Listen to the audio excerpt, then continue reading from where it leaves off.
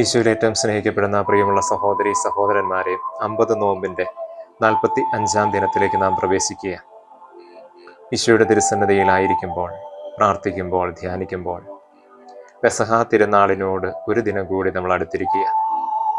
ഈശോനാഥൻ തൻ്റെ പെസഹ ആചരിക്കുന്ന അവസാന അത്താഴത്തിൻ്റെ ആ നിമിഷങ്ങളിൽ തൻ്റെ ശരീരവും രക്തവും തൻ്റെ ശിഷ്യർക്ക് പങ്കുവെച്ച് നൽകിയതിന് ശേഷം അവിടുന്ന് പറഞ്ഞു, ഇത് നിങ്ങൾ എൻ്റെ ഓർമ്മയ്ക്കായി ചെയ്യുവിൻ.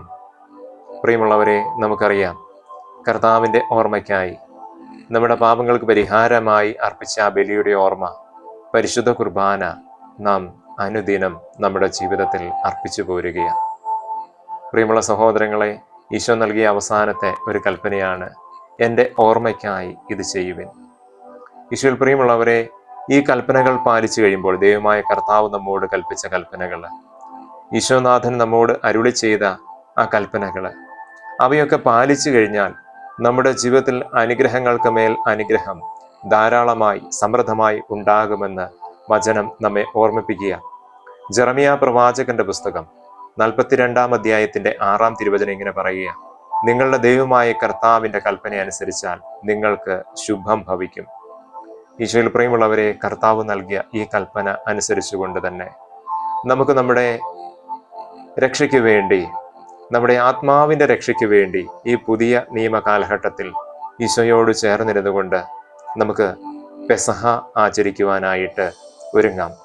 ജെറമിയ പ്രവാചകന്റെ പുസ്തകം 7:23 പറയുന്നുണ്ട്, എൻ്റെ വാക്ക് അനുസരിക്കുവിൻ, ഞാൻ നിങ്ങളുടെ ദൈവവും നിങ്ങൾ എൻ്റെ ജനവുമായിരിക്കും.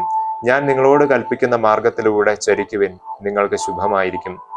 പ്രിയമുള്ളവരെ, ദൈവമായ കർത്താവ് ഇസ്രായേൽ ജനത്തോട് പറഞ്ഞതാണ്, പെസഹ ആചരിക്കുവാൻ പറഞ്ഞതാണ്.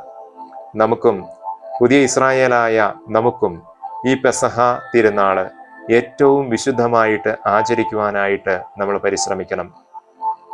പഴയ നിയമ കാലഘട്ടത്തിൽ പെസഹ തിരുനാളില് ഊനമറ്റ കുഞ്ഞാടിനെ ബലിയർപ്പിക്കുന്ന അതേ ആ ഒരു വിശുദ്ധിയോടുകൂടി തന്നെ നാമും പെസഹ തിരുനാൾ ആചരിക്കുമ്പോൾ ഏറ്റവും വിശുദ്ധിയോടെ, കുറവുകൾ ഒന്നുമില്ലാതെ നാം ഈ 44 ദിവസവും ധ്യാനിച്ച നമ്മുടെ പാപങ്ങളെക്കുറിച്ച്, കുറവുകളെക്കുറിച്ച്, പോരായ്മകളെക്കുറിച്ചൊക്കെ ധ്യാനിച്ച് നമ്മൾ ഒരുങ്ങി, നമ്മുടെ പാപങ്ങളെ ഏറ്റുപറഞ്ഞ് പശ്ചാത്തപിച്ച് കുമ്പസാരിച്ച് ഒരുങ്ങിയ അവസ്ഥയിൽ തന്നെ പരിശുദ്ധമായ പെസഹ ആചരിക്കുവാനായിട്ട് നമുക്ക് പരിശ്രമിക്കണം.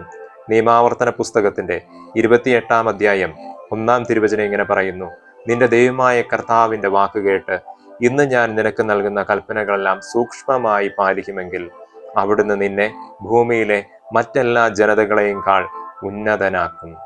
പ്രിയമുള്ള സഹോദരങ്ങളെ, അപ്പോൾ ദൈവമായ കർത്താവ് കൽപ്പിച്ചതാണ് പെസഹ ആചരിക്കുവാനായിട്ട്.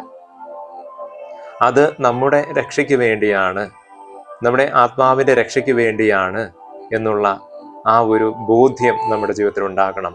ഈ ഒരു കൽപ്പന അനുസരിച്ചാൽ, അല്ലെങ്കിൽ ദൈവമായ കർത്താവ് നൽകിയ സ്നേഹത്തിൻ്റെ കൽപ്പനകൾ അനുസരിച്ചാൽ, പാലിച്ചാൽ തീർച്ചയായും വളരെ വലിയ ഉന്നതമായ ഒരു നിലയിലെത്തും, അല്ലെങ്കിൽ നിത്യജീവൻ അവകാശമാക്കാൻ സാധിക്കും എന്ന് തന്നെയാണ് ഈശോ നമ്മെ ഓർമ്മിപ്പിക്കുന്നത്.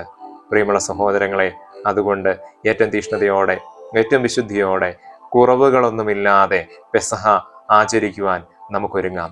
നമ്മുടെ ജീവിതം അനുഗ്രഹമാകട്ടെ, അഭിഷേകമാകട്ടെ, വിശുദ്ധി നിറഞ്ഞതാകട്ടെ. ആമേൻ.